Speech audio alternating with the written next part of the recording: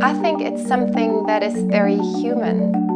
In a world where we are surrounded by a lot of digital flat surfaces, we're really craving this ability to feel something, to have all our senses included in a piece or see it reflected in it.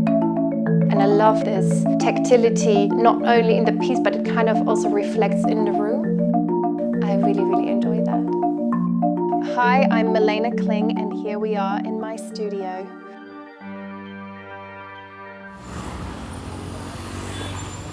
I started Studio Milena Kling 2012, so that's already 13 years ago. But only 2020, like 5 years ago, I moved into my studio here where I have more space and I really started to focus on my work and my explorations in glass.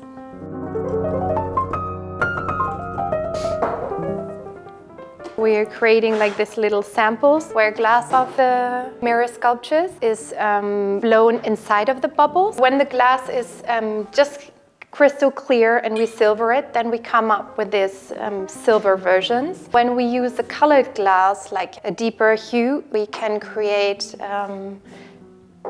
mirror sculptures that have like different hues. Yes, for projects where we can combine colors, we really love to have these little samples that we then can create like a whole scenario for a wall or for an art piece.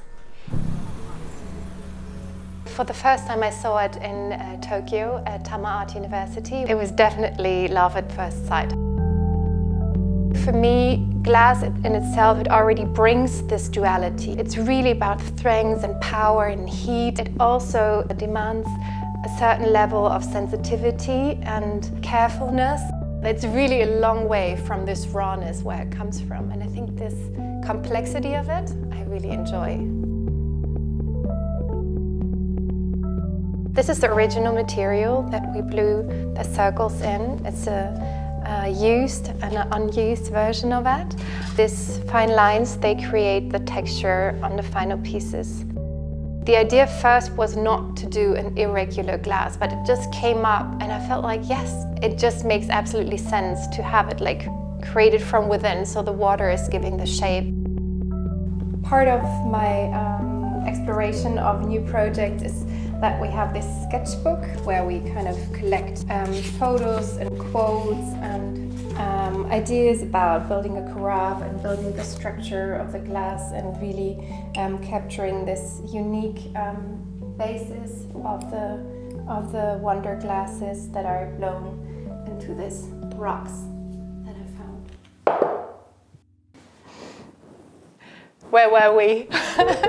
I think my experience in Japan definitely is shown in my work. This deep connection with nature, but also it's all about not having like this perfectly crisp reflection that's just like popping in your face, but it's more like this really subtle textured reflection, like a glimpse more, like a life on its own. With the sea glass, like forever we've been on the beach and like collecting these little treasures that are actually broken glass that's falling into the ocean, and after 30, 40, maybe even 100 years, we find it on the beaches and are excited about it. You almost zoom in or you're enlarging this experience. So I think the philosophy is always inside the piece and then outside in your experience with it when it's in your space. The way I like to work with glass is more artistic. With industry, within one day, they can do 100,000 pieces. Knowing this, it's like obvious that you cannot explore or try new things. Also, we're working on one-offs and little like small editions of pieces. And there we often work with raw materials. And this is more like a really like an artistic process. And I feel a little bit that my field is probably even like touching the border of the glass and probably even escaping that in the future, which I think would be really exciting.